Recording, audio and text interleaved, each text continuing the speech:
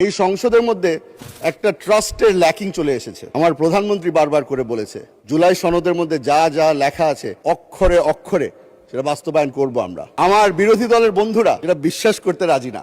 আপনি হয়তো ভুলে গেছেন, তবে আপনার সাথে আমার একটা বেশ পুরানো সম্পর্ক আছে। আমার বাবা যখন বাংলাদেশ জাতীয়তাবাদী দল জয়েন করে সেই প্রস্তাব আপনি নিয়ে গিয়েছিলেন। আজকে আপনাদের কাছে হাত পেতে ছোট ভাই হিসেবে এসেছি, আশা করি আপনারা সকলেই সাহায্য করবেন। আজকে আমার এখানে থাকার কথা ছিল না, আমার এখানে দাঁড়িয়ে বক্তব্য রাখারও কথা ছিল না। আমার মরহুম বাবা সালাউদ্দিন কাদের চৌধুরী, ওনাকে মিথ্যা মামলায় হত্যা করা হয়, আর সেই কারণে the Almighty in His great wisdom has decided that I stand here in His stead. আমি যদি কোনো ভুল করে থাকি আমাকে ক্ষমা করে দিবেন, তবে প্রথমবারের মতো বক্তব্য রাখছি এই সংসদে, কিছুটা তো নার্ভাসনেস আছে।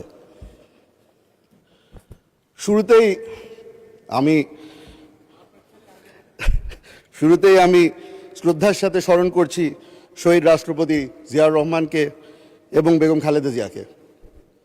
ওনাদের কারণে আজকে এই স্বাধীন বাংলাদেশে দাঁড়িয়ে আপনার সামনে বক্তব্য রাখতে পারছি। মাননীয় স্পিকার, আমি প্রথমে আপনাকে ধন্যবাদ জানাতে চাই। আপনি হয়তো ভুলে গেছেন, তবে আপনার সাথে আমার একটা বেশ পুরানো সম্পর্ক আছে। আমার বাবা যখন বাংলাদেশ জাতীয়তাবাদী দল জয়েন করে সেই প্রস্তাব আপনি নিয়ে গিয়েছিলেন, আর তার মাধ্যমেই, যেহেতু আমার বাবা জাতীয়তাবাদী দল এবং জাতীয়তাবাদে বিশ্বাস করতেন, সেই কারণে আজকে আমি মাননীয় প্রধানমন্ত্রী তারেক রহমান সাহেবের দলে যোগ দিয়ে ওনার সংসদ সদস্য হিসেবে দাঁড়িয়েছি। মাননীয় স্পিকার, এখানে দাঁড়ানোর পরে অনেকেই তাদের নিজ নিজ এলাকার সমস্যার ব্যাপারে কথা বলেন। আমি আজকে সেটা থেকে একটু দূরে সরে যাচ্ছি। রাঙ্গুনিয়া চট্টগ্রাম 7-এর জনগণ আমাকে ভোট দিয়ে এখানে পাঠিয়েছে, কারণ তারা বিশ্বাস করেছে যে আমার মধ্যে হয়তো সেই ক্যাপাবিলিটিটা আছে যেটার মাধ্যমে এই এলাকার সব সমস্যার সমাধান আমি খুঁজে পাব।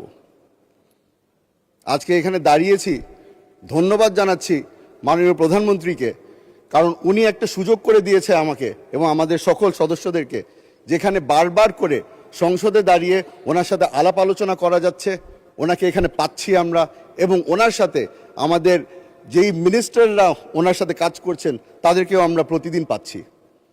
তাদের কাছে আমি অনুরোধ করব, আমার এলাকার যখন সমস্যা নিয়ে আপনাদের কাছে আসি সাহায্য করবেন। 17 বছর ধরে কোনো ধরনের উন্নয়ন হয়নি রাঙ্গুনিয়ায়। আজকে আপনাদের কাছে হাত পেতে ছোট ভাই হিসেবে এসেছি, আশা করি আপনারা সকলেই সাহায্য করবেন।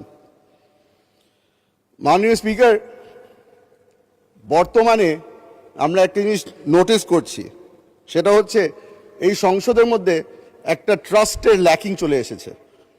আমরা বারবার করে বলেছি, আমার প্রধানমন্ত্রী বারবার করে বলেছে জুলাই সনদের মধ্যে যা যা লেখা আছে অক্ষরে অক্ষরে সেটা বাস্তবায়ন করব আমরা।